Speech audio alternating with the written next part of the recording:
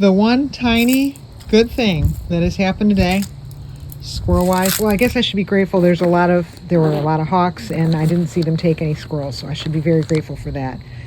But it's been a harsh day, very harsh. We lost a friend. One of us is gone thanks to a driver that of course can't be bothered with applying the brakes. You know, I guess if it were a kid or something in the road, they'd just run them over too.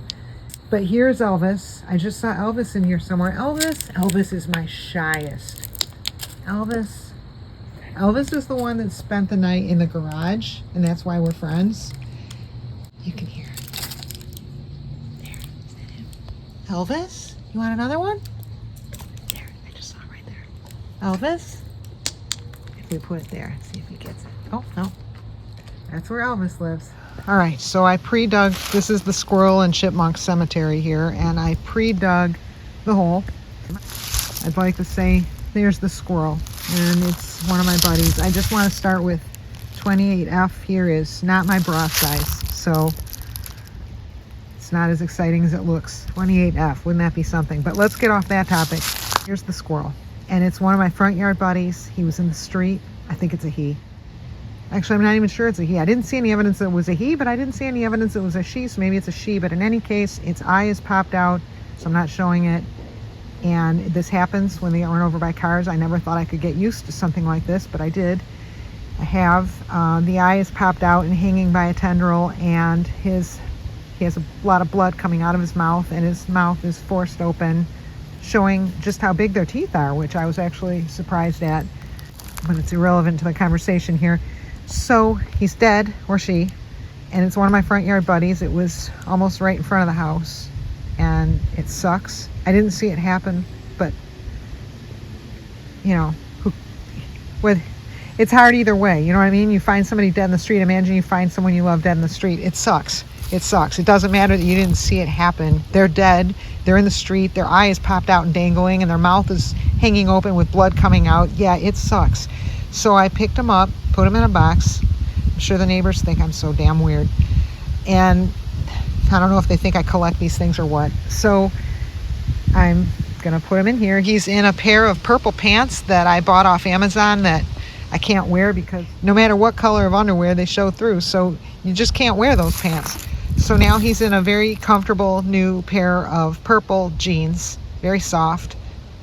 No chemical smell on them. I washed them, got all the chemical smell off of it. So he's comfortable from a smell perspective, and he's going to be nice and covered so he doesn't get dirt in his wide open mouth or his eyeball that's hanging out. Is this really grim?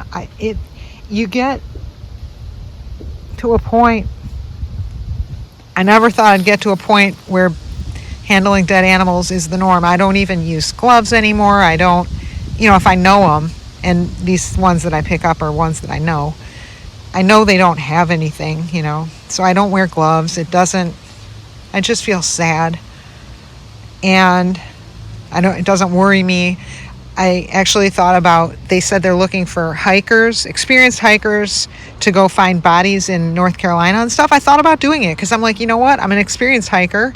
I've dealt with water before and with, boots, and I'm certainly accustomed to dead bodies, probably more so than most Americans. So I thought I'm pretty qualified to do that. If I didn't have my job and everything, maybe I'd go to North Carolina and hike for bodies. I do that around here every day anyway.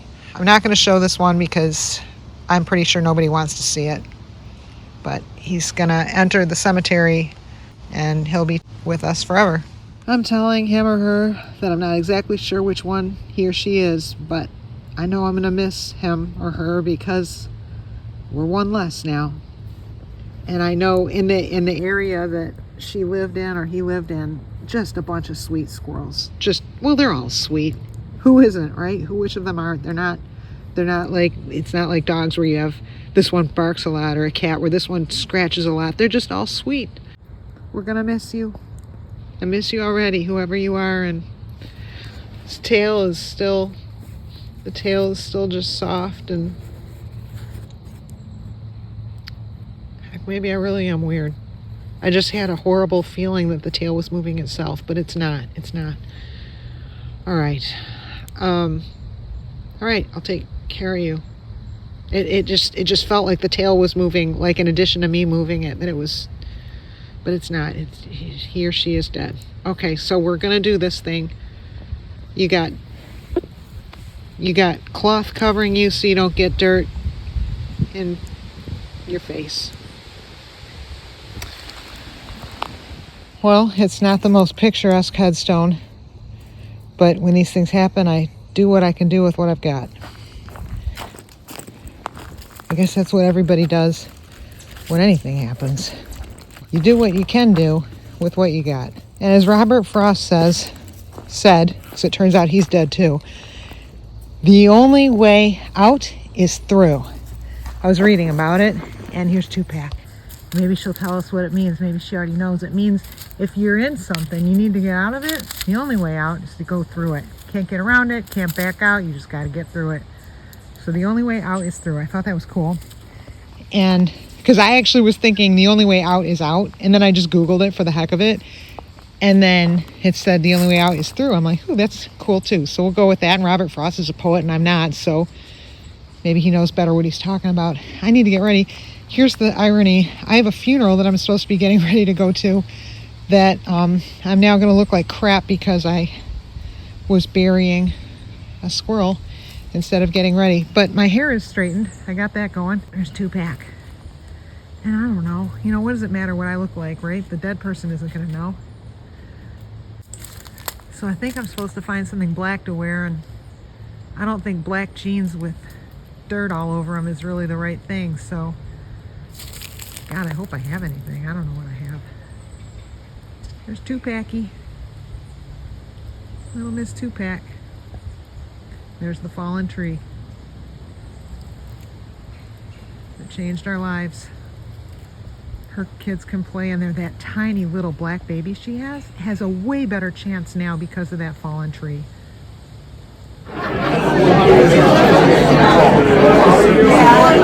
Sometimes I wear actual shoes